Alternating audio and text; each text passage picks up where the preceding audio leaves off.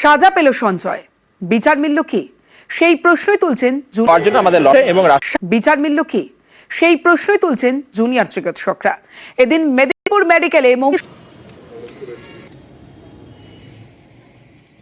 এই ঘটনা যদি বিরলের মধ্যে বিরলতম অপরাধ না হয়, তাহলে সত্যি কথা বলতে বিরলের মধ্যে বিরল কি সেটা আমাদের জানা নেই। আশা রাখবো পরবর্তী ক্ষেত্রে এই যে সমগ্র তদন্ত প্রক্রিয়ায় এখনো একাধিক অসঙ্গতি, একাধিক প্রশ্ন রয়ে গেছে, এখনো পর্যন্ত আমরা প্রশ্নগুলোর সমাধান হোক।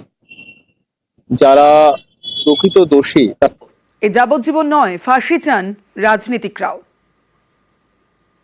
মানুষ এই রায়ে খুশি নয়, সমাজ পরিবার কেউ খুশি নয়, আমি ব্যক্তিগতভাবে খুশি নয়। এদের জীবজন্তুর সঙ্গে তুলনা করা মুশকিল। এসব লোককে ক্ষুধার্ত নেকড়ের সামনে ছেড়ে দেওয়া উচিত। হায়ার কোর্টে পরিবার যাবে, আমরা সাথে আছি।